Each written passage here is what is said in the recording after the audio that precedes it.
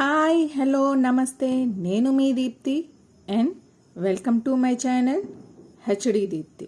అందరూ బాగున్నారు కదండి. దేవీ నవరాత్రులు అనగా ఆశ్వీజ శుద్ధ పాడ్యమి నుండి మొదలుకొని ఆశ్వీజ దశమి అంటే దసరా వరకు దేవీ నవరాత్రులు లేదా శరద్ నవరాత్రులు అని అంటారు. ఈ నవరాత్రుల్లో అమ్మవారి మందిరాల్లో అమ్మవారిని ఒక్కో రోజు ఒక్కో అవతారంలో అలంకరించి ఆయా అలంకరణకు ఆ ప్రసాదాన్ని నివేదిస్తారు. ఈరోజు వీడియోలో ఏ రోజున ఏ అలంకరణ చేస్తారు మరియు ఏ ప్రసాదం పెడతారో చక్కగా చెప్తాను. ఇక వీడియోని మొదలు పెడదాం పదండి.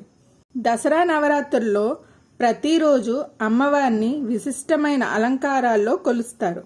ఒక్కో రోజు ఒక్కో రంగు చీరలో అలంకరించి భిన్న ప్రసాదాలని నివేదిస్తారు. బతుకమ్మ, దసరా సంబరాలు మొదలు కాబోతున్నాయి. హిందువుల ముఖ్యమైన పండుగల్లో దసరా ఒకటి.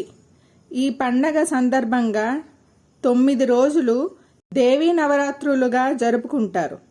శక్తి ఆరాధనకు ప్రాధాన్యత ఇస్తూ జరుపుకునే పండగ ఇది.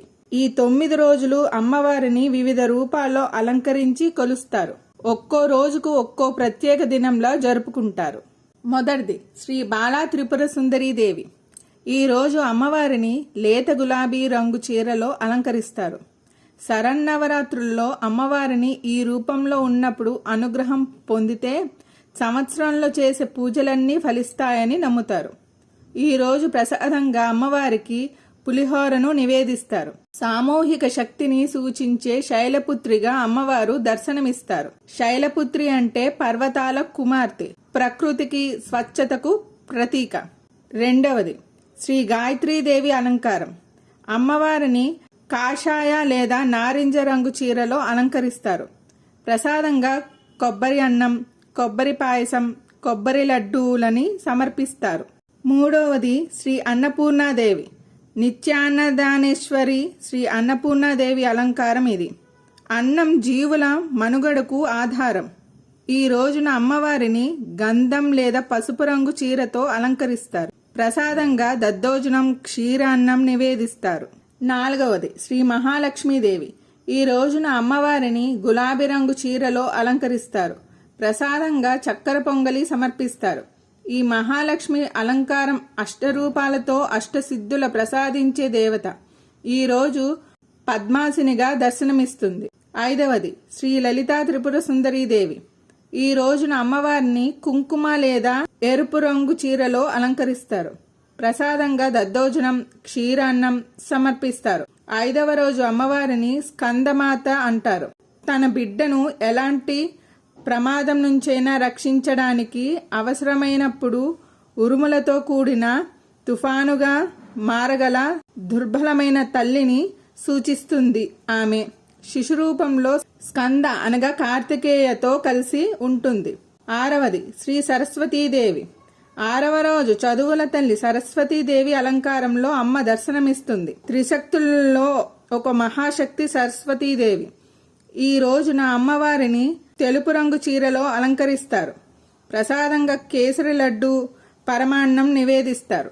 7వది శ్రీ దుర్గాదేవి. దుర్గతులను నాశనం చేసే శ్రీ దుర్గాదేవి అలంకారం.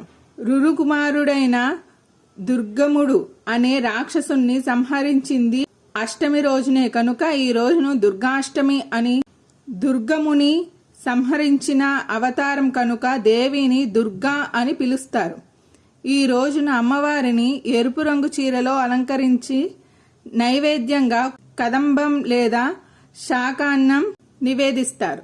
8వది శ్రీ మహిషాసురమర్దిని. ఈ రోజున అమ్మవారిని ముదురు ఎరుపు రంగు చీరలో అలంకరిస్తారు.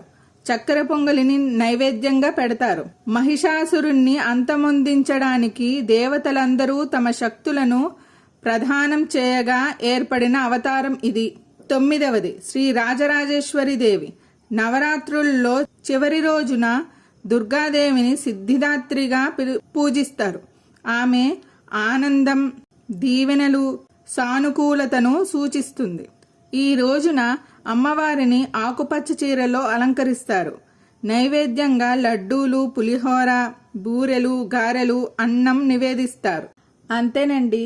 దేవీ నవరాత్రులలో చేసే అలంకరణలు మరియు నివేదించే నైవేద్యం గురించి నాకు తెలిసిన విషయాలు.